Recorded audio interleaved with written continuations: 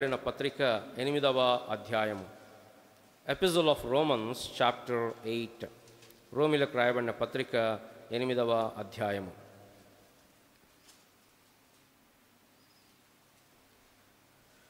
పద్దెనిమిదవ వచనం నుండి 30వ వచనం వరకు మనము మార్చి చదువుకుందాం. దయచేసి మీ భాగాన్ని మీరు శ్రద్ధగా చదవండి.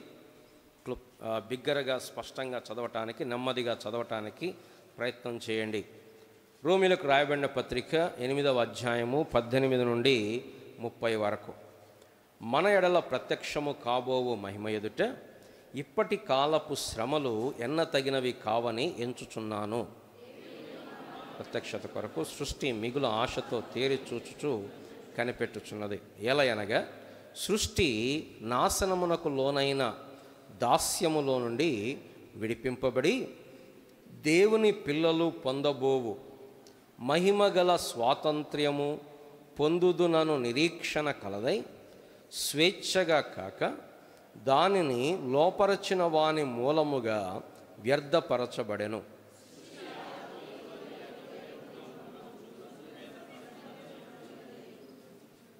అంతేకాదు ఆత్మ యొక్క ప్రథమ ఫలముల నొందిన మనము కూడా దత్తపుత్రత్వము కొరకు, అనగా మన దేహము యొక్క విమోచనము కొరకు కనిపెట్టుచు మనలో మనము మూలుగుచున్నాము. నిరీక్షింపబడినది కనపడినప్పుడు నిరీక్షణతో పని ఉండదు. తాను చూచున్న దాని కొరకు ఎవడు నిరీక్షించును? మనము చూడని దాని కొరకు నిరీక్షించిన ఎడల ఓపికతో దాని కొరకు కనిపెట్టుదము. ఆత్మయు మన బలహీనతను చూచి సహాయము చేయుచున్నాడు.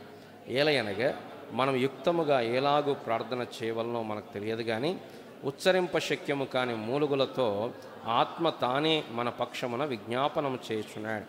మరియు హృదయములను పరిశోధించువాడు ఆత్మ యొక్క మనస్సు ఏదో ఎరుగును. ఏలయనగా ఆయన దేవుని చిత్త ప్రకారము పరిశుద్ధుల కొరకు విజ్ఞాపనము చేయుచున్నాడు.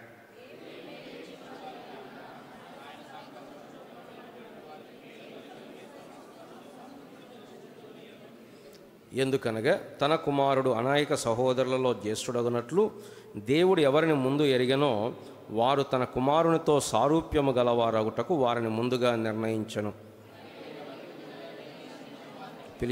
ఎవరిని పిలిచెనో వారిని నీతిమంతులుగా తీర్చెను, ఎవరిని నీతిమంతులుగా తీర్చెనో వారిని మహిమపరచెను. ప్రభు సహాయం కొరకై ప్రార్థన చేసుకుందాం. ప్రేమ కలిగిన మా ప్రియ పరలోకపు తండ్రి, ఈ సమయంలో చదవబడిన వాక్య భాగం ద్వారా మాతో మీరు మాట్లాడుతురండి. మీరు తీసుకొచ్చిన మీ పిల్లలందరినీ బట్టి వందనాలు, స్తోత్రాలు. ఇదేదో మానవ జ్ఞానాన్ని, మానవ తలాంతులను ప్రదర్శించేటువంటి సమయం కాదు, కానీ పరిశుద్ధాత్మిక సహాయంతో దేవుని పనిని నమ్మకంగా నెరవేర్చడానికి కృప చూపించండి. మానవ సంబంధమైన బలము, జ్ఞానము, మానవ సంబంధమైన భావోద్వేగాలను పక్కన పెట్టి కేవలము దేవుని యొక్క కనికరము, కృప మీద ఆధారపడుతుండగా మీరే సహాయం చేయండి. ప్రతి ఒక్కరితో మీరు మాట్లాడుతురండి. వారి వారి ఆత్మీయ స్థితిని బట్టి, ఆత్మీయ స్థాయిని బట్టి వారిని దర్శించండి. వారికి కావలసినటువంటి పాఠము నేర్పించండి. అలసి ఉన్న వారిని బలపరచండి. గాయపడిన వారిని మీరు కట్టండి ప్రభువా. నిర్లక్ష్యంగా ఉన్న వారిని మేల్కొల్పండి, పురికొల్పండి. ఈ విధంగా ప్రతి ఒక్కరిని వారి వారి స్థితిని బట్టి వారిని దర్శించి నీ వాక్య సమృద్ధి చేత వారిని నింపుమని యేసు ప్రభు నామమున ప్రార్థించి అడిగి వేడుకుంటున్నాము తండ్రి.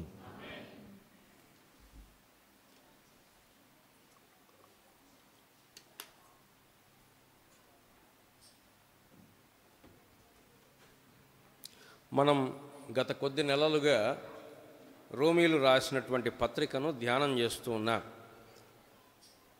కొత్త నిబంధనలో ఉన్న 27 పుస్తకాలలో 13 పత్రికలు పౌలు గారు రాశాడు అని మనం చూస్తున్నాం. 13లో 4 వ్యక్తిగతమైన పత్రికలు తీసేస్తే 9 సంఘ పత్రికలుగా మనకు కనపడుతుంటుండగా, ఈ 9 సంఘ పత్రికల్లో 9 ప్రాముఖ్యమైన అంశాలను పౌలు గారు ప్రస్తావిస్తున్నట్లుగా మనం చూస్తున్నాం. రోమీలకు రాయబడిన పత్రికలో దేవుని నీతిని, మొదటి కొరింథీలో దేవుని జ్ఞానమును, రెండవ కొరింథీలో దేవుని ఆదరణను, గలతీలలో దేవుడిచ్చేటువంటి స్వాతంత్ర్యమును, ఎఫెసీలో దేవుని యొక్క ఐశ్వర్యము మనలో ఎలా కనపడుతుందో దానిని బట్టి, ఫిలిప్పీలో దేవుని సంతోషము లేదా దేవుని సామర్థ్యము గురించి రాస్తూ, కొలస్సీలో దేవుని సంపూర్ణతను గురించి ఆయన రాస్తూ ఉన్నాడు. మొదటి తెస్సలోనికైలో ఆయన వాగ్దానమును గురించి, రాబోతున్నాడు అనేటువంటి వాగ్దానం గురించి, రెండవ తెస్సలోనికైలో ఆయన వచ్చినప్పుడు ఇచ్చేటువంటి బహుమానం గురించి మాట్లాడుతున్నాడు. ఈ పత్రికల్లో అత్యంత ప్రామాణికమైనటువంటి వెరీ వెరీ స్టాండర్డ్ ఎపిజల్ ఏంటంటే రోమీలకు రాయబడిన పత్రిక. ఈ పత్రికలో ఉన్న 16 అధ్యాయాల్లో చివరి అధ్యాయం వ్యక్తిగతమైనటువంటి గ్రీటింగ్స్కి, వ్యక్తిగతమైన శుభములకి పక్కన పెడితే, మిగిలిన 15 అధ్యాయాల్లో మొదటి 11 అధ్యాయాలు దేవుడు ఏం చేశాడో చెప్పి, 12వ అధ్యాయం నుండి మనం ఎలా జీవించాలో చెప్తున్నాడు పౌలు గారు. చాలా ఆసక్తికరమైన సంగతి ఏంటంటే ప్రియులారా, పౌలు గారి 9 సంఘ పత్రికల్లో కేవలం 2 పత్రికల్లో వ్యక్తిగతమైనటువంటి గ్రీటింగ్స్ ఉంటాయి. ఒకటి రోమా పత్రిక, ఇంకొకటి కొలస్సీ పత్రిక. ఈ 2 సంఘాలని పౌలు గారు ఎప్పుడు విజిట్ చేయలే. పౌలు గారు విజిట్ చేయలే, పౌలు గారు స్థాపించలేదు. అంటే ఆయన శిష్యులు వేరే వారు స్థాపిస్తూ వచ్చారు. కానీ పౌలు గారి పరిచర్యలో ఉన్న విశేషం ఏంటంటే, ఆయన విజిట్ చేయని సంఘాల్లో కూడా వారికి వ్యక్తిగతమైన శుభములను ఆయన తెలియజేస్తూ ఉన్నాడు. ఈ మొదటి 11 అధ్యాయాలను మనం చూసాం. మొదటి 3 అధ్యాయాలు మనుషులందరూ పాపము చేశారు, మనుషులందరూ దేవుని ఉగ్రతకు లోనై ఉన్నారు అనే విషయాన్ని చెప్పి, 3వ అధ్యాయం 20వ వచనం నుండి అయితే ధర్మశాస్త్రమునకు వేరుగా దేవుని నీతి బయలుపడుతుంది అని, క్రియల ద్వారా ధర్మశాస్త్రము ద్వారా వచ్చే నీతి కాదు, విశ్వాసము వలన వచ్చే నీతి మనుషులను దేవుని ఎదుట నిర్దోషులుగా నిలబెడుతుంది అని 3వ అధ్యాయం 20వ వచనం నుండి చివరి వరకు ఆయన వివరించి, 4వ అధ్యాయంలో అబ్రహాము జీవితాన్ని మనకు కేస్ స్టడీ లాగా మనకు చూపిస్తున్నాడు. అబ్రహాము నీతిమంతుడిగా ఎంచబడ్డాడు. కారణం ఏంటి? తన భక్తి కాదు, తనకి క్రియలు కాదు, కేవలం దేవుని మాటను నమ్మటం. ఏం మాట నమ్మాడు? నీ సంతానము ఆశీర్వదించబడును. ఎవరా సంతానము? యేసుక్రీస్తు ప్రభువారు ఆ సంతానము. గలతీలకు రాయబడిన పత్రికలో నీ సంతానములకు అనక ఏకవచనం ఒక్కడే అయినట్లు సంతానము అనెను. ఎవరా సంతానము? క్రీస్తు. కాబట్టి అబ్రహాం ఏం నమ్మాడు? సువార్తను నమ్మాడు. యేసు ప్రభువారు అన్నాడు, అబ్రహాము నా దినము చూతునని మిగిలి ఆనందించిన అనగానే ఎమ్మటే వాళ్ళు అన్నారు, నువ్వు ఏం మాట్లాడుతున్నావు? అబ్రహాము ఎక్కడా, నువ్వెక్కడా? అబ్రహాము నీ దినం చూడటం ఏంటి అన్నారు. కానీ పాత నిబంధనలో భక్తులు కూడా ఎవరి కొరకు కనిపెట్టారంటే క్రీస్తు కొరకు కనిపెట్టారు. మోషే జీవితం గురించి మనం చదువుతాం. అల్పకాల పాపభోగం అనుభవించుట కంటే దేవుని ప్రజలతో శ్రమ అనుభవించటం మేలని యోచించి, ఐగుప్తు ధనము కంటే క్రీస్తు విషయమైన నింద గొప్ప భాగ్యమని. మోషేకి క్రీస్తు గురించి ఏం తెలుసు అంటే యేసు ప్రభువారు అని తెలియకపోవచ్చు, కానీ దేవుని కుమారుడు రాబోతున్నాడు అనే విషయాన్ని వారు ఎరుగుతూ వచ్చారు. కనుక అబ్రహాము ఎలా నీతిమంతుడయ్యాడు అంటే విశ్వాసము ద్వారా. దేంట్లో విశ్వాసం? దేవుని మాట యందు విశ్వాసం, సువార్త యందు విశ్వాసం. దేవుని మాట అంటే ఇప్పుడు మనకేదో మనం అనుకొని, సపోజ్ ఇప్పుడు నాకు ఏదో కావాలని ఉంది, ఇస్తాడు దేవుడు, ఇవ్వకుండా అడిగిపోతాడు, ఇస్తాడు. అది కాదు విశ్వాసం.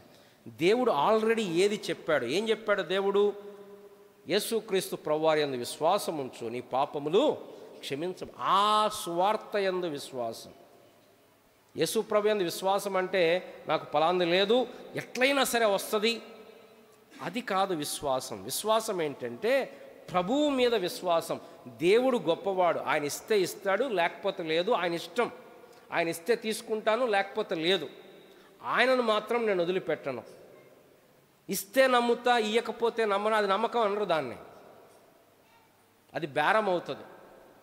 నువ్వు ఫలాంది చేస్తే నేను నమ్ముతా, చేయకపోతే నమ్మను అంటే అది దేవుని క్యారెక్టర్ కాదు. దేవునితో మనం బేరం ఆడలేం. కనుక మనం నమ్మాల్సింది ఏంటి అంటే దేవుని సువార్తను. కాబట్టి పౌలు గారు ఆ సువార్తను చాలా అద్భుతమైన రీతిలో ఇక్కడ వివరిస్తున్నాడు. ఏంటి ఆ సువార్త అంటే 3 అధ్యాయాల్లో చెప్పాడు. అందరూ పాపం చేశారు, యూదులైనా గ్రీసు దేశస్థులైనా ఎవరైనా సరే అందరూ, ఏ భేదము లేదు, అందరూ పాపము చేసి దేవుడు అనుగ్రహించు మహిమను. సువార్త ఎక్కడ ఆరంభమవుతుంది అంటే మనం పాపులం. చాలామందికి ఈ మాట అంటే కోపం, మేము పాపులం ఏంటి. కొంతమంది క్రైస్తవ బోధకులు కూడా ఏం చెప్తారో తెలుసా, నేను పాపం గురించి చెప్పనండి, నేను కేవలం ఆశీర్వాదాల గురించి చెప్తాను. మరి బైబిల్ చెప్తుంది కదా. కనుక సువార్త ఎక్కడ ఆరంభమవుతుందంటే మనం పాపులం. నో మ్యాటర్ మన క్రైస్తవ కుటుంబంలో పుట్టిన ఏ కులమైనా, ఏ మతమైనా, ఏ ధనమైనా, ఏ వర్గమైనా, ఏ భాష అయినా, ఏ రంగైనా మనము పాపులం.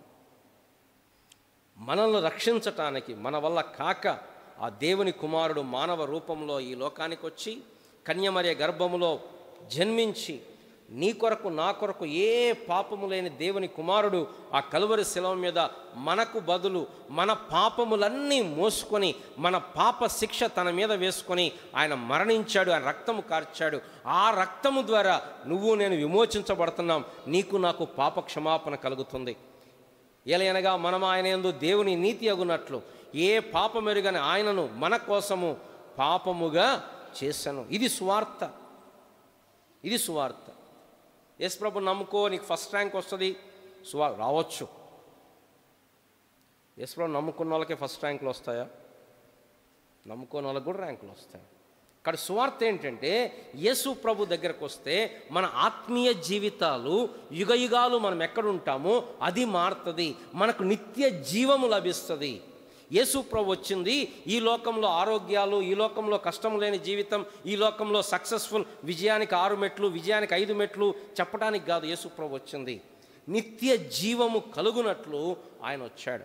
కనుక 3వ అధ్యాయంలో చెప్పిన తర్వాత 4వ అధ్యాయంలో అబ్రహాము జీవితాన్ని నుంచి 5, 6, 7, 8 3వ అధ్యాయం వరకు కండెమ్నేషన్, 3 సగము నుండి 4వ అధ్యాయము జస్టిఫికేషన్, అనగా నీతిమంతులముగా తీర్చబడి దేవుడు జడ్జి ప్లేస్లో కూర్చొని మనల్ని వీళ్ళు నీతిమంతులు అని తీర్చాడు. ఇప్పుడు ఏదో గవర్నమెంట్ చేస్తుంది, రుణమాఫీ అంటారు. డబ్బులు తీసుకున్నాం, కట్టాలి, కానీ గవర్నమెంట్ ఏం చేసింది, రుణమాఫీ అని సంతకం పెట్టారు. మనం కట్టాల్సిన పని లేదు. అట్లాగే యేసు ప్రభు వారు కూడా తండ్రి అయిన దేవుడు మనం పాపులం, మన శిక్ష మనం అనుభవించాలి, కానీ ఆ శిక్ష యేసు ప్రభు వారు అనుభవించాడు కాబట్టి దేవుడు తీర్పు తీర్చాడు. ఏమని? వీళ్ళు నీతిమంతులు. కాబట్టి 8వ అధ్యాయం స్టార్ట్ అవుతుంది. ఇప్పుడు క్రీస్తు యేసునందున్న వారికి ఏ శిక్షా విధి లేదు. కాబట్టి 5, 6, 7, 8 అధ్యాయాలు శాంక్టిఫికేషన్, కండెమ్నేషన్, జస్టిఫికేషన్. 5, 6, 7, 8 అధ్యాయాలు శాంక్టిఫికేషన్, మనం పరిశుద్ధపరచబడటం. ఇది ఎలా జరుగుతుంది అంటే మనలో ఉన్న పరిశుద్ధాత్మ దేవుడు మనలను జీవములోనికి నడిపిస్తున్నాడు. పిల్లల 8వ అధ్యాయం ఎంత శ్రేష్టమైనటువంటి అధ్యాయం అంటే ఈ అధ్యాయంలో చాలా ఆసక్తికరమైన సంగతులు కనపడతాయి. ఈ అధ్యాయం దేంతో ఆరంభమవుతుంది? ఏ శిక్షా విధి లేదు. దేంతో ముగుస్తుంది? క్రీస్తు యేసు దేవుని అందలి దేవుని ప్రేమ నుండి ఏది మనల్ని ఎడబ. There is no condemnation, there is no separation. అధ్యాయం ఆరంభం క్రీస్తు యేసునందున్న వారికి ఏ శిక్షా విధి లేదు. అధ్యాయం ముగింపు క్రీస్తు యేసునందలి దేవుని ప్రేమ నుండి ఏది ఎడబాపనేరదు. ఏది అంటే మరణమైన, జీవమైన, దేవదూతలైన, ప్రధానులైన, ఉన్నవైన, రాబోవునవైన, అధికారులైన, ఎత్తైన, లోతైన, సృష్టించబడిన మరి ఏదైనను సాతానుడైన దేవుని ప్రేమ నుండి మనలను ఎడబాపనారు. ఇది అధ్యాయం యొక్క ప్రాముఖ్యమైన సంగతి. ఈ అధ్యాయంలో చాలా ఆత్మీయమైన సత్యాలు మన కొరకు రాయబడ్డాయి. మొట్టమొదటిగా మొదటి 17 అధ్యాయాల్లో ఆత్మ సంబంధమైన జీవితం గురించి రాయబడింది. ఈ 8వ అధ్యాయంలో ఆత్మ అనే మాట మీరు అక్కడ గమనిస్తే తెలుగు బైబిల్లో కొంచెం బోల్డ్ లెటర్స్లో ఉంటుంది. ఎన్నిసార్లు ఉంది తెలుసా? 21 సార్లు ఉంది. ఈ 40 అధ్యాయాల 40 వచనాల లేదా 39 వచనాల ఈ అధ్యాయంలో 21 సార్లు ఆత్మ అనే మాట ఉంది. అంటే దాదాపు 2 వచనాలకు ఒకసారి ఈ మాట రాయబడుతూ వచ్చింది. ఇక మళ్ళీ ఇలాగ ఆత్మ గురించి ఎక్కువ చెప్పిన అధ్యాయం ఏంటంటే 1 కొరింథీ 12వ అధ్యాయం. సరే, ఈ 39 వచనాల ఈ పత్రికలో మొదటి 17 వచనాల ఆత్మ సంబంధమైన జీవితం గురించి మాట్లాడాడు. అంటే మనం చెప్పుకున్నాం, మన జీవితంలో, క్రైస్తవ జీవితంలో పోరాట జీవితం. The moment we become a Christian we're into a war. క్రైస్తవ జీవితం పోరాట జీవితం. మన శరీరంతో మనకు పోరాటం. మన ప్రధాన శత్రువు ఎవరంటే మన శరీరం, మన ఈగో, మన అహం. ఒక్క మాట అంటే మన అహం దెబ్బతింటుంది, మన కోపం వస్తుంది. దీంతో పోరాటం. ఇది ఒక్క రోజులో అయ్యేది కాదు. మన చుట్టూ ఉండే లోకం, మనల్ని పడదోయాలని చూసేటువంటి సాతానుడు, వీళ్ళతో మనం పోరాటం చేస్తున్నాం. అందుకోసం ఈ అధ్యాయంలో ఏం చెప్తా అంటే, మీరు ఆత్మచేత శరీర క్రియలను చంపిన యెడల జీవించుదురు. కాబట్టి మనం 3 విషయాలు చూసాం, మీకు గుర్తుందో లేదో. ఆత్మీయమైన దృష్టి. మనం ప్రతిదాన్ని దేంట్లోంచి చూడాలంటే ఆత్మీయమైన కోణంలోంచి. పోయిన వారం అనుకున్నాం, ఏవి నిత్యమైనవి, ఏవి అనిత్యమైనవి. ఆ దృక్కోణంలోంచి చూడాలి మనం. రెండవది, ఆత్మచేత నడిపించబడాలి. అంటే అర్థం ఏంటి? దేవుని వాక్యమును మనం నింపుకున్నప్పుడు, దేవునికి లోబడుతున్నప్పుడు పరిశుద్ధాత్మ దేవుడు మనల్ని నడిపిస్తాడు. అంతేకాదు, ఆ ఆత్మ యొక్క వశములో నువ్వు నేను జీవించటానికి ప్రయత్నం చేయాలి. ఆ ఆత్మ చేత శరీర క్రియలను చంపివేయాలి. పోరాటం ఇది. దాని తర్వాత పోయిన వారం మనం ఏం చూసామంటే క్రైస్తవ నిరీక్షణను గురించి మనం చూసాం. ఈ 17వ వచనం దేంతో ముగుస్తుంది? మనము పిల్లలమైతే వారసులము, అనగా దేవుని వారసులము, క్రీస్తుతో కూడా మహిమ పొందుటకు ఆయనతో శ్రమపడిన యెడల క్రీస్తు తోడి. వీఆర్ ఇన్హెరిటర్స్, వారసులం. ఈ వారసులకి ఆస్తి ముందే వచ్చేయదు, ఎప్పుడో దాని తర్వాత వస్తుంది. అప్పటి వరకు వీరు కనిపెట్టాలి. కాబట్టి ఇప్పుడు మనం దేవుని పిల్లలం. మన స్వాస్థ్యం ఎక్కడుంది? పరలోకంలో ఉంది. మన ఆస్తి పరలోకంలో ఉంది. ఇంకా దాని కొరకు రాలే, మనకి ఇంకా కనపడట్లేదు. అది కనపడితే నిరీక్షణ ఏముంది? కనపడట్లేదు. కానీ ఇక్కడ ఏం కనపడుతున్నాయి? మనకి శ్రమలు కనపడుతున్నాయి, ఇబ్బందులు కనపడుతున్నాయి, బాధలు కనపడుతున్నాయి. ఒకవైపు దేవుడేమో నీ కొరకు పరలోకంలో స్వాస్థ్యం ఉందంటున్నాడు, ప్రస్తుతమేమో శ్రమల్లో ఉన్నాం. కాబట్టి సాతాను మన చెవిలో ఏమూదుతాడంటే, నువ్వు దేవుని బిడ్డవైతే ఇంత కష్టాలు ఎందుకు నీకు? దేవుని కుమారుడవైతే ఎన్ని శ్రమలు నీకెందుకు? నీకెందుకు అనారోగ్యం వచ్చింది? నీకెందుకు ఈ బాధలు? నీకు చూడు, వాళ్ళు చూడు ఎలా ఉన్నారో, వీళ్ళు చూడు ఎలా ఉన్నారో. యేసు ప్రభుతో చెప్పాడు, నువ్వు దేవుని కుమారుడవైతే ఈ రాళ్లను రొట్టెలుగా చేసుకొని తిను. కాబట్టి ఈ పౌలు భక్తుడు ఏం చేస్తున్నాడంటే తన రీడర్స్ని పరలోకం వైపు చూడండి అంటున్నాడు, ఆ నిరీక్షణ వైపు చూడండి అంటున్నాడు. క్రైస్తవ జీవితంలో ఏం జరగాలంటున్నాడంటే, మనం మూలుగుతున్నాం. ఇక్కడ 3 మూలుగుతున్నట్టు కనపడుతుంది. ఒకటి, సృష్టి మూలుగుతుంది. సృష్టి పాపం చేయలేదు, కానీ సృష్టి మన పాపమును బట్టి ఏమైపోయింది? మొత్తం తలకిందులైపోయింది.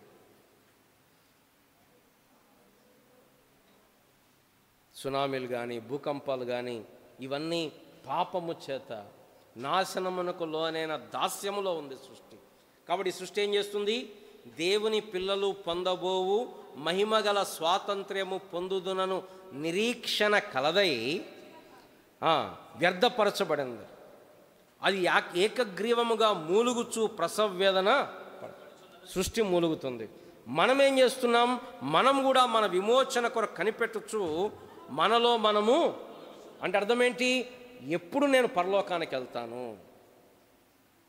ఈ లోకంలో ఉన్నది ప్రభువా ఎంతకాలం బతకాలా, ఎంతకాలం ఉండాలా అని కాదు క్రైస్తవ జీవితం. క్రైస్తవ జీవితం దేనికి దేవుడు శిల్పియో నిర్మాణకుడో పునాదులు గల ఆ పట్టణం వైపు ఎదురు చూచేటువంటి జీవితం. అందుకోసమే క్రైస్తవ జీవితం యాత్రికుని జీవితం లాంటిది, పరదేశి జీవితం లాంటిది. నిలవరమైన పట్టణము మనకి ఇక్కడ లేదు. కనుక మన కన్నులు ఎటువైపు ఉండాలంటే పరలోకం వైపు మన కన్నులు ఉండాలి. ఎప్పుడైతే ఆ కన్నులు ఉంటాయో రాబోవు మహిమ ఎదుట ఈ కాలపు శ్రమలు, ఈ రెండు కంపేర్ చేసుకుంటున్నాడు పౌలు గారు. ఒకవైపు రాబోయే మహిమ కనపడుతుంది, ఒకవైపు శ్రమలు కనపడుతున్నాయి. కొంతమంది ఏమనుకుంటున్నారంటే వామ్మో ఈ శ్రమలు మనకెందుకు, దేవుని నమ్ముకుంటేనే ఇన్ని శ్రమలు వచ్చాయి కాబట్టి దేవుణ్ణి వదిలిపెడదాం అనుకుంటున్నారు. పిల్లల దేవుణ్ణి వదిలిపెట్టినంత మాత్రాన శ్రమలు రావని ఎక్కడా ఏమి లేదు. కానీ బైబిల్లో రాయబడి యెహోవాను విడిచి వేరొకరు అనుసరించు వానికి శ్రమలు విస్తరించును అని రాయబడి. దేవుణ్ణి నమ్మినా శ్రమలు వస్తాయి, నమ్మకపోయినా శ్రమలు వస్తాయి, దాంట్లో ఏమి డౌట్ లేదు. అది మానవ జీవితం. అయితే దేవుని మన జీవితంలో ఉంటే మనం దేని కొరకు శ్రమ పడుతున్నామో దానికి ఒక నిరీక్షణ ఉంటుంది. కనుక ఈ నిరీక్షణలో మనకు కావాల్సింది ఏంటంటే ఓపిక. ఈ ప్యాసేజ్ని ఎలా ముగిస్తున్నాడు? 25వ వచనం, మనము చూడని దాని కొరకు నిరీక్షించిన ఎడల ఓపికతో దాని కొరకు. క్రైస్తవ జీవితంలో నీకు నాకు కావాల్సింది ఏంటంటే పిల్లరా ఓపిక. యాకోబు పత్రిక 5వ అధ్యాయం 10వ వచనం చదువుతారా? యాకోబు పత్రిక 5వ అధ్యాయం 10వ వచనం, నా సహోదరులరా, ప్రభువు నామమునకు బోధించిన ప్రవక్తలను శ్రమానుభవమునకు ఓపికకును మాదిరిగా పెట్టుకొనడి. ధన్యులని చెప్పుకొనుచున్నాము కదా.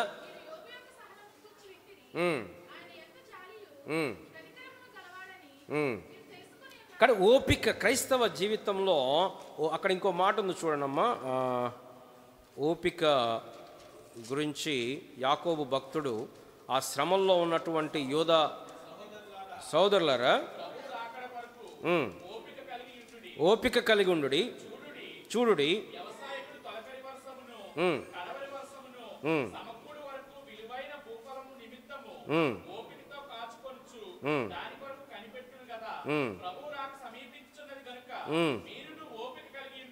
మనకు చాలాసార్లు ఏమనిపిస్తుంది అంటే ఇంకా ఎన్ని రోజులు, దేవుడు ఇంకెందుకు ఇయ్యడు, దేవుడు ఎందుకు ఆశీర్వదించడు?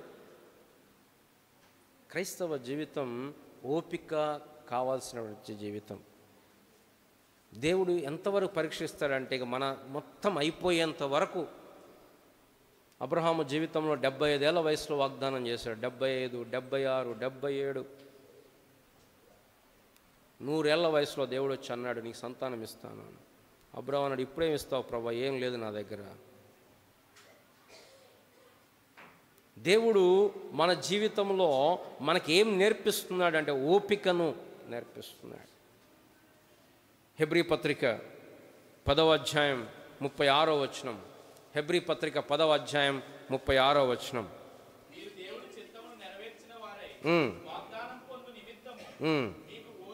మీకు ఓరిమి నేటి దినాల్లో అస్సలు లేనిది ఏంటంటే ఓపిక. ఒక్క నిమిషం మీరు ట్రాఫిక్ సిగ్నల్ దగ్గర చూడండి, ఒక్క నిమిషం వాళ్ళు వెయిట్ చేసేది. ఆ సిగ్నల్ పడంగానే మన వెనక వాళ్ళందరూ హారన్లు కొడుతూనే ఉంటారు. అంటే కదలకుండా ఆడు ఉంటాం ఏమన్నా, మనం ఎవరైనా ఉంటారా? వాడు బండి ఆగిపోతే తప్ప ఎవ్వడూ కూడా ఆడు నిలబడ్డు. అయినా కూడా టా టా టా అంటే ప్రజలకు ఏం లేదు, ఓపిక లేదు. అంతకాలం ఆగట్లే, అంతేమో క్విక్ ఇన్స్టంట్గా అయిపోవాలి. ఈరోజు చెట్టు మొలకిస్తే రేపు పొద్దున కల్లా పువ్వులు ఫలాలు రావాలి. కుదరట్లేదు. కానీ లేకపోతే పిల్లలు పుట్టేది కూడా 9 నెలలు ఆగరు ప్రజలు, అది కుదరట్లా. లేకపోతే అది కూడా ఏదో ఇన్స్టంట్ చేసేవాళ్ళు మనుషులు. అంటే దేవుడు పెట్టిన క్రమంలో ఉండట్లా. కానీ దేవుడు కోరుతుంది ఏంటంటే మన జీవితంలో ఓపిక. అందుకోసమే దేవుడు కొన్నిసార్లు మన జీవితాన్ని శ్రమల గుండా తీసుకుని వెళ్తాడు. ఎందుకంటే మనకు ఓపిక నేర్పించటానికి, ఓరిమి నేర్పించటానికి. సరే, ఈరోజు పాఠంలోకి మనం వస్తే ప్రాముఖ్యంగా చాలా అంశాలు ఉన్నాయి. కానీ అక్కడ ఏం చెప్తున్నాడు అంటే ఈ నిరీక్షణ కలిగి జీవించటానికి ప్రస్తుతం మనకున్న కారణం ఏంటంటే దేవుని ప్రేమించు వారికి. దానికి ఆధారం ఏంటంటే దేవుని ప్రేమించు వారికి అనగా ఆయన సంకల్పము చొప్పున పిలువబడిన వారికి మేలు కలుగుటకై సమస్తమును సమకూడి, కింద ఫుట్ నోట్స్లో రాశాడు, దేవుడు సమస్తమును సమకూర్చి దేవుడు జరిగిస్తున్నాడు. పిల్లరా, దీన్ని ఏమంటామంటే ప్రావిడెన్స్ అండర్, అనగా దేవుడు జరిగిస్తాడు నీ నా జీవితంలో. ఎవరికంటే దేవుని ప్రేమించే వారికి. ఎవరు దేవుని ప్రేమించే వాళ్ళు? దేవుని చేత పిలువబడిన వాళ్ళు. ఎవరు పిలువబడిన వారు? కింది వచనంలో చెప్తున్నాడు, ఇదేదో ఇప్పుడు జరిగింది కాదు. ఎవరిని ఆయన ముందు ఎరిగనో తన కుమారునితో సారూప్యము గలవారొకటకు వారిని ముందుగా నిర్ణయించను. ఎవరిని నిర్ణయించనో వారిని పిలిచెను. ఎవరిని పిలిచెనో వారిని నీతిమంతులుగా తీర్చను. ఎవరిని నీతిమంతులుగా తీర్చనో వారిని. ఇప్పుడు వారి గురించి ఏం మాట్లాడుతున్నాడు అంటే, మేలు కలుగుటకై. పిల్లలు, ఇక్కడే సమస్య. మన దృష్టిలో మేలు వేరే, దేవుని దృష్టిలో మేలు వేరే. మన స్కేల్ వేరే, దేవుడి స్కేల్ వేరే. మన స్కేల్ ఏంటి? మనం ఏదనుకుంటే అది జరిగితే సుఖవంతమైన జీవితం, అది మనది. దేవుడు చెప్పేది ఏంటి? దుఃఖపడు వారు ధన్యులు, వారు ఓదార్చబడుదురు. మన స్కేల్ ఏంటి? మనం ఎప్పుడు ఏడవకూడదు, మన పిల్లలు ఎప్పుడు ఏడవకూడదు. దేవుని స్కేల్ ఏంటి? దుఃఖపడు వారు ధన్యులు, వారు ఓదార్చబడదు. మన స్కేల్ ఏంటి? మనం ఎక్కడ తగ్గకూడదు, మనం ఎప్పుడు పైన ఉండాల. ఒకరి కింద మనం ఉండడం ఏంటి? దేవుని స్కేల్ ఏంటి? ఆత్మ విషయమై దీనులైన వారు ధన్యులు, పరలోక రాజ్యము వారిది. నీతి కొరకు ఆకలి దప్పులు గల వారు ధన్యులు, వారు తృప్తిపరచబడదురు. దేవుడి దృష్టిలో మేలు, మన దృష్టిలో మేలు. ఇక్కడ తేడా వస్తుంది. మరి ఏది కరెక్ట్? ఇప్పుడు మన పిల్లల చిన్న ఎగ్జాంపుల్ తీసుకుందాం. మన పిల్లల దృష్టిలో వాళ్ళ ఎంజాయ్మెంట్ ఏంటి చెప్పండి? స్కూల్ అస్సలు లేకుండా, పుస్తకాలు లేకుండా, చేతిలో ఫోన్ పట్టుకొని సంవత్సరం మొత్తం ఆడు కూడా ఆహా ఇంతకంటే గొప్ప జీవితం ఇంకొకటి లేదు. అది వాడికి మేలు. అది నిజంగా మేలేనా? కాదు. వాళ్ళకి ఇష్టమున్న కష్టమైన పొద్దున్నే లేపటం. నాకు అతిపెద్ద కష్టమైన పని ఏంటంటే పొద్దున్నే పిల్లల్ని లేపటం.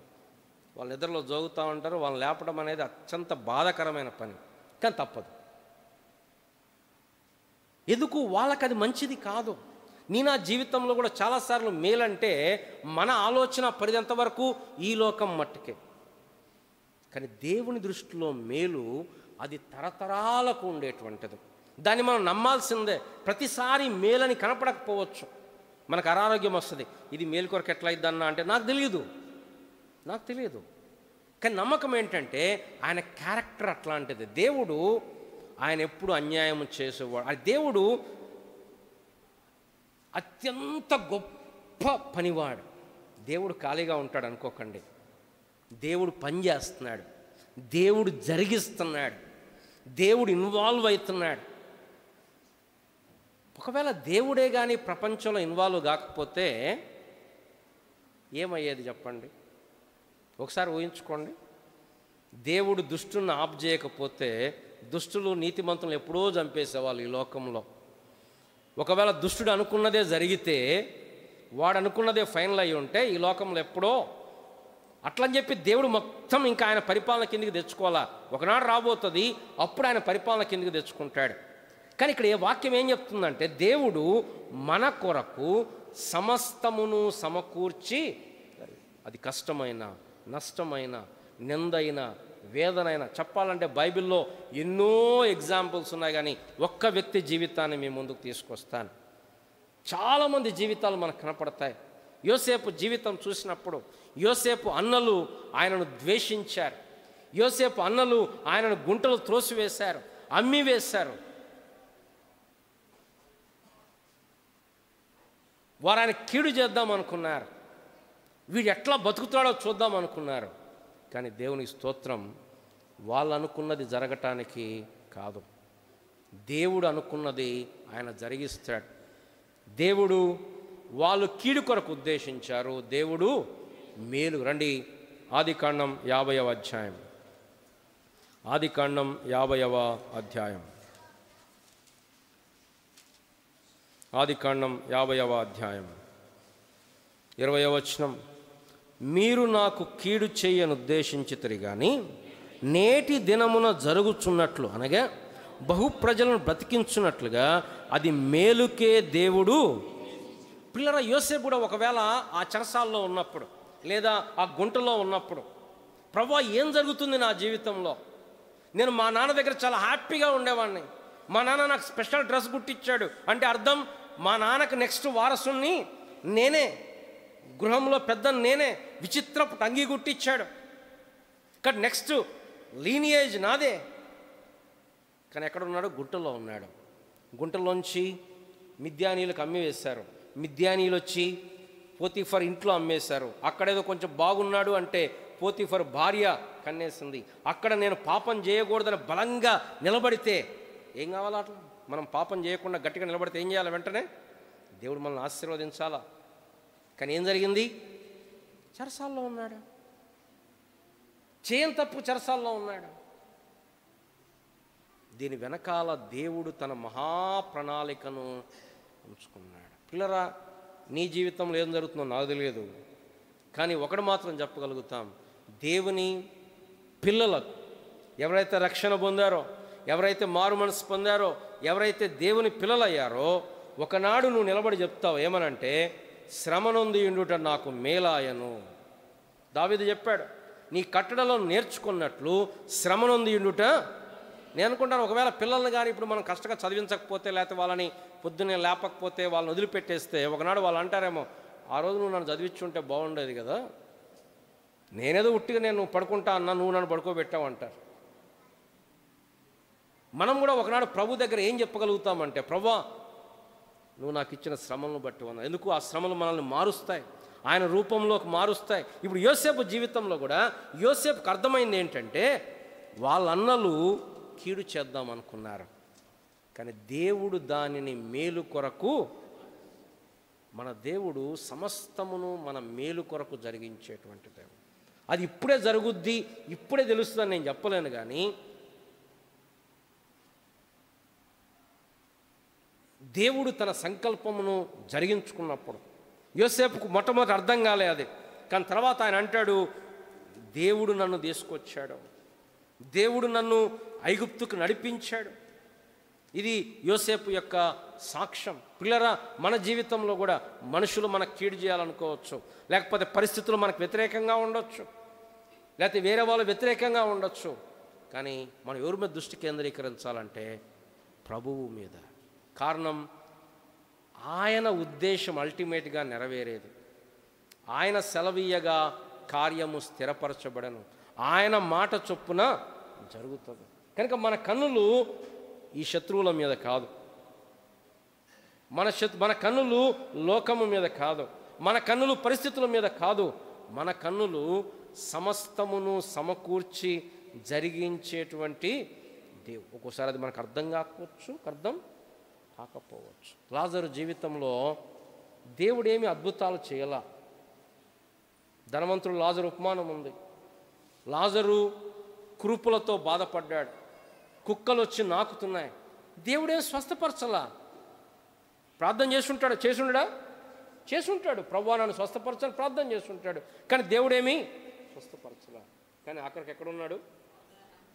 అబ్రహాము రొమ్మున ఆనుకుంటున్నాడు.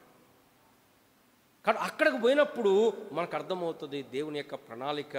అయితే ఇక్కడ మన బాధ్యత ఏంటంటే ఈ విశ్వాసములో కొనసాగటం. పౌలు గారు ఎందుకు ఈ మాటలు వారికి చెప్తున్నాడంటే, మీరు ఏమీ ఉట్టుట్టిగా వచ్చిన వారు కాదు, దేవుని సంకల్పము చేత జగత్పునాది వేయబడకునిపే దేవుడు మిమ్మల్ని ఏర్పాటు చేసుకున్నాడు, ముందుగా నిర్ణయించుకొని పిలుచుకొని నీతిమంతులుగా తీర్చాడు, నీతిమంతులుగా తీర్చి ఆయన మహిమపరుస్తున్నాడు. కాబట్టి దేవుడు మీ కొరకు పని చేస్తున్నాడు. మరి మనమేం చేయాలి? దేవునికి ఆ నిరీక్షణ కలిగి ఆ విశ్వాసముతోటి ముందుకు కొనసాగి. ఇక్కడ కూర్చున్న వారిని ఇక్కడ మారు మనసు పొందకపోతే, రక్షణ పొందకపోతే నీ జీవితానికి అర్థము లేదు, నీ జీవితం వ్యర్థమే. ఎందుకంటే ఈ లోకాన్ని విడిచిపెడితే యుగయుగాలు నీవు దేవుడు లేకుండా అగ్నిగుండములో ఉండాల్సి వస్తుంది. కానీ దేవుని పిల్లలకు నిరీక్షణ ఏంటంటే, ఇక్కడ శ్రమలు ఉంటాయి, ఇక్కడ కష్టాలు ఉంటాయి, ఇక్కడ దుఃఖాలు ఉంటాయి, ఇక్కడ వేదనలు ఉంటాయి, కానీ ఇవన్నీ ఒకనాడు మన మేలు కొరకు దేవుడు సమకూర్చి జరిగిస్తాడు. మోషే జీవితంలో 40 ఏళ్ల వయసులో మోషే అనుకున్నాడు, నేను రెడీగా ఉన్నాను. దేని కొరకు? ఇశ్రాయేలు ప్రజలను విడిపించటానికి. విప్లవం వర్ధిల్లాలి అని బయలుదేరాడు మోషే.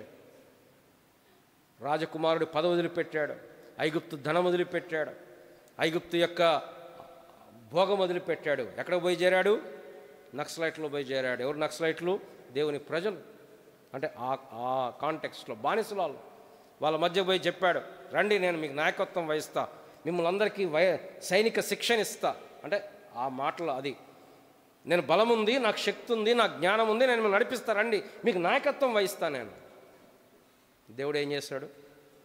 40 ఏళ్ళు అరణ్యంలో పెట్టాడు మోషేని. మోషే అనుకున్నాడు, అయిపోయింది నా జీవితం, ఇంకా లీడర్షిప్ లేదు, ఏం లేదు, ఇంకేం 80 ఏళ్ళ వయసులో లీడర్షిప్ ఏంటి? 40 ఏళ్ళ వయసులో లీడర్ అవుదాం అనుకున్నాడు. 40 ఏళ్ళు ఖాళీగా కూర్చో, పరిచర్య లేదు, రాజకుమారుడు ఆయన, యుద్ధ వీరుడు. 40 ఏళ్ళు మిద్యానులో అరణ్యములో గొర్రెలు కాచుకుంటూ ఉన్నాడు. అనుకుని ఉంటాడు, నా జీవితం అయిపోయింది, ఇంకా నా జీవితంలో ఏముంది, ఇంకా నా జీవితం మంచి వయసు అయిపోయింది, చేస్తే అప్పుడు చేయాలా, ఇప్పుడేం చేస్తాం? కానీ దేవుని స్తోత్రం, 80 ఏళ్ళ వయసులో దేవుడు మరలా, రా మోషే ఇప్పుడు రా. నేను రాను ప్రభా. లేదు నువ్వు రావాల్సిందే. నాకు మాటలు రావు. నీకు మాటలు రాకపోయినా పర్లేదు, నీ పక్కన ఇంకోని పెడతా మాట్లాడటానికి, కానీ నువ్వు మాత్రం కావాలి.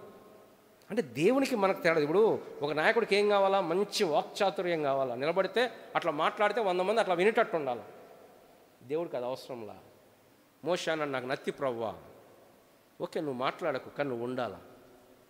నువ్వు మాట్లాడరాదా? అయితే నువ్వు వద్దులే, మీ అన్నను తీసిపోతా అనలేదు దేవుడు. మోషే పట్ల దేవునికి ఉన్న సంకల్పం. పిల్లరా, నా జీవితంలో కూడా ఏ పరిస్థితి ఉందో నాకు తెలియదు, కానీ దేవుడు నా మేలు కొరకు, తన మహిమ కొరకు సమస్తమును సమకూర్చి, మరి మనం ఏం చేయాలా? ఓపికతో, విశ్వాసముతో ముందుకు మనం ఏం పని చేస్తున్నామో దాన్ని కొనసాగించాలి. కృంగిపోవాల్సిన పని లేదు, నిరాశపడాల్సిన పని లేదు. దేవుని ప్రజల జీవితాలు ఈ బైబిల్లో చూసినప్పుడు దేవుడు ఎంత శక్తి కలిగినటువంటి వాడంటే, దేవుడు సాతాను కూడా వాడుకుంటాడు, వాడిని కూడా వాడుకుంటాడు. యేసు ప్రభువుని సెలవేసింది ఎవరు? సాతానుడు రేపాడు వాళ్ళందరినీ, కానీ జరుగుతుంది ఎవరి చిత్తం? దేవుని. ఎక్కడ ఎలా జరగాలో, చీట్లు వేయాలో, ఆయన ఎముకల్లో దేవుని లేఖనాలు ఏ మాత్రం తేడా లేకుండా జరుగుతున్నాయి. ఎక్కడ? కలువరి. సాతాను అనుకుంటున్నాడు నేను చేస్తున్నా, ప్రధాన యాజకులు అనుకుంటున్నారు మేం జరిగిస్తున్నాం, కానీ జరిగిస్తుంది ఎవరి చిత్తం? అక్కడ దేవుడు.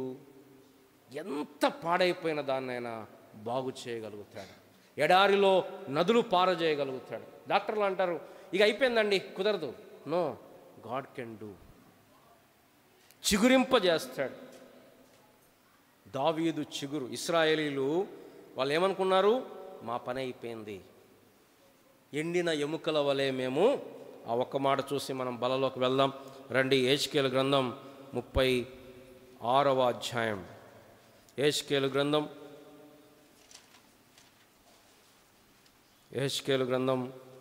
36వ అధ్యాయం. వాళ్ళు ఏమనుకుంటున్నారు? 11వ వచనం.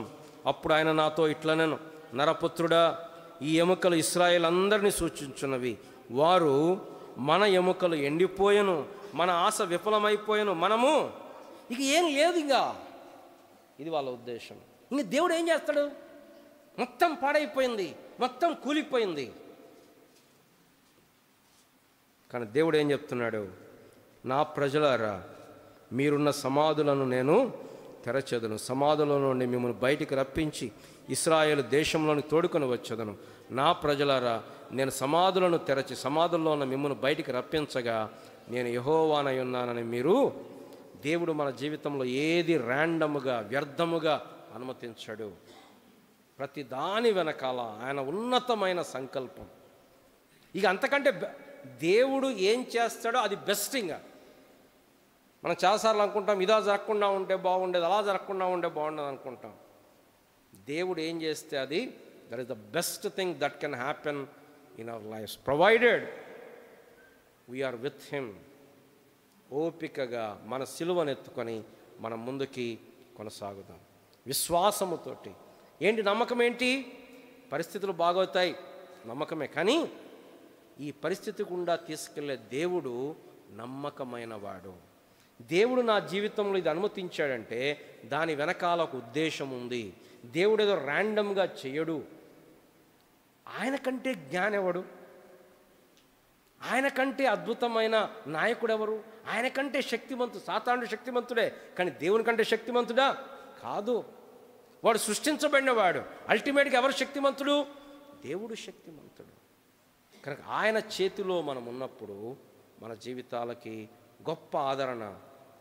దేవుని ప్రేమించు వారికి, అనగా ఆయన సంకల్పం చొప్పున పిలువబడిన వారికి మేలు కలుగుటకై దేవుడు సమస్తమును సమకూర్చి దేవుడు జరిగిస్తున్నాడు. మనుషులను ఆపుతాడు. అబ్రహాము భార్య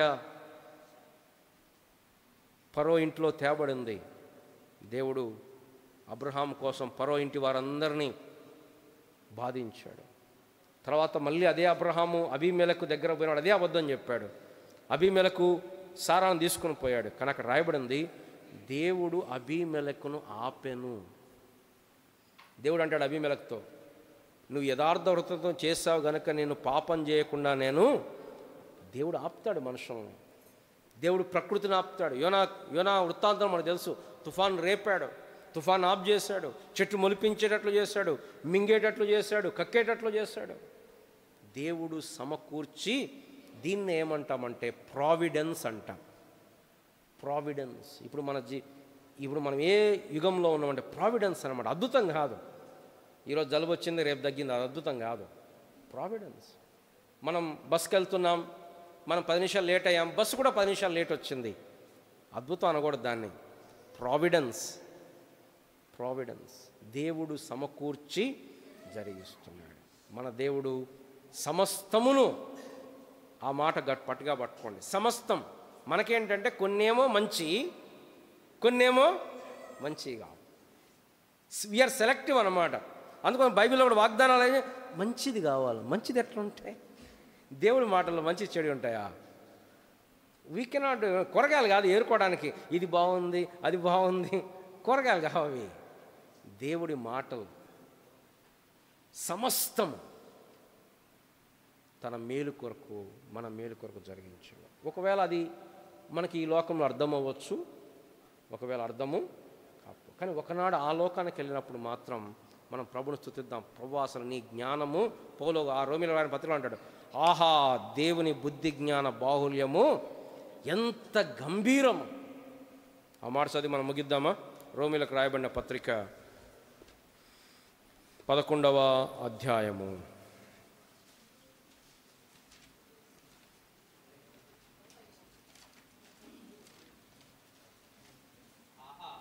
అందరం కలిసి చదువుదామన్నా. ఎన్నో వచనం? 33వ వచనం. ఆహా దేవుని బుద్ధి జ్ఞానముల బాహుల్యం ఎంతో, ఆయన తీర్పులు శోధింపనెంతో అశక్యములు, ఆయన మార్గములు ఎంతో. మనమే జ్ఞానంలో మనకు దబ్బా, నేను కనుక దేవుని ప్లేస్లో ఉండి ఇప్పటికల్లా ఎంత బాగా చేసేవాడినో. మనం ఏం చేయలేము. దేవుడి పోస్ట్కి ఎలక్షన్ లేవు. ఆయన సర్వము సింహాసనం మీద ఆశీనుడు. ఆయన జ్ఞానానికి మించిన జ్ఞానము కాదు మనది. కనుక ఏం చేయాలి? మనం ఆయనకు లోబడి జీవించటం, విశ్వాసముతోటి. మనకు ఎదురుగా దారి కనపడకపోయినా దేవుడు తీసుకుని వెళ్తున్నాడు, దాంట్లో ముందుకి వెళ్దాం. రండి ప్రార్థన చేసుకుందాం. ప్రేమ కలిగిన మా ప్రియ పరలోకపు తండ్రి, ఈ మధ్యాహ్న కాల సమయంలో రోమా 8:28 బట్టి వందనాలు, స్తోత్రాలు. మాకున్న కొద్ది సమయంలో ద ప్రావిడెన్స్, దేవుడు సమకూర్చి జరిగించటం అనేటువంటి సిద్ధాంతాన్ని మేము చూస్తూ వచ్చాం. కొన్నిసార్లు పరిస్థితులు ఏవి కూడా మాకు అనుకూలంగా అనిపించవు ప్రభువా. మేమెంతో నిరాశలో ఉంటాం, మేమెంతో దుఃఖంలో ఉంటాం, నిందలో, బాధలో, అవమానంలో ఉంటాం. కానీ మాకున్న నిరీక్షణ ఏంటంటే దేవుని ప్రేమించాము గనుక, మా సొంతంగా కాదది, మీరు ముందుగా నిర్ణయించుకున్నారు, పిలుచుకున్నారు, నీతిమంతులుగా తీర్చుకున్నారు. అది నీ సంకల్పం.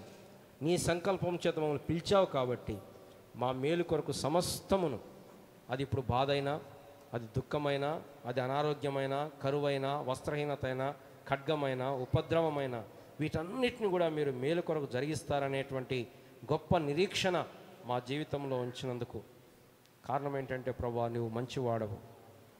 The Lord is good, he is not cruel. ప్రభు కఠినుడు కాడు. మేము దుఃఖపడితే ఏడ్చేవాడు కాదు, మమ్మల్ని గిల్లి ఏడిపించేవాడు కాదు, అవసరం లేకుండా, కారణం లేకుండా మమ్మల్ని బాధించేవాడు కాదు. మా దేవుడు ఎంతో దయగలిగిన వాడు, ఎంతో కృప కలిగిన వాడు. కనుక ఆ దేవుని నమ్మి ముందుకు కొనసాగడానికి సహాయం చేయమని యేసు ప్రభు నామమున ప్రార్థిస్తున్నాం తండ్రి, ఆమేన్. అలాగే మనం మోకరించి ప్రభు బలలో మనం యోగ్యంగా పాల్గొనటానికి మన ఉదయాలు మనం పరిశీలన చేసుకొని ప్రభు బలలో మనం పాల్గొందాం.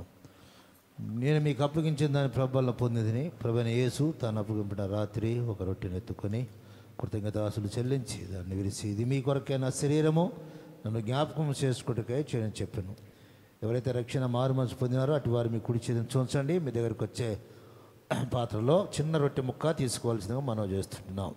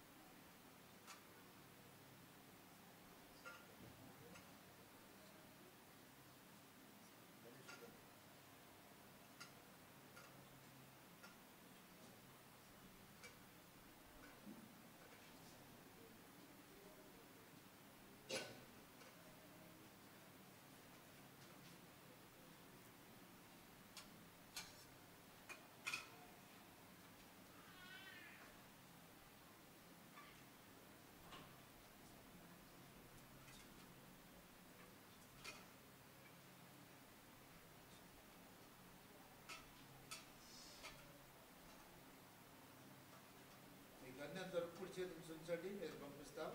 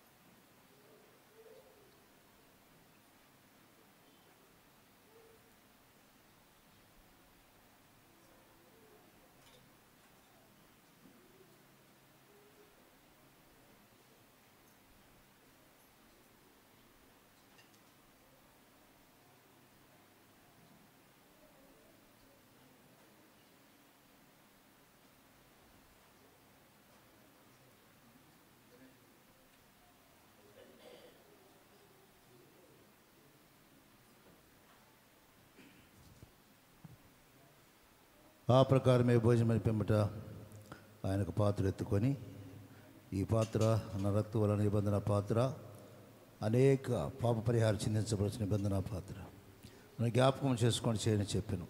ఎవరైతే రొట్టెలో పాల్గొన్నారో అటు వారు మరలా మీ కుడి చేతిని చూంచండి. మీ దగ్గరికి వచ్చే పాత్రలో ఒక చుక్క పుచ్చుకోవాల్సిందిగా మనం చేస్తున్నాం.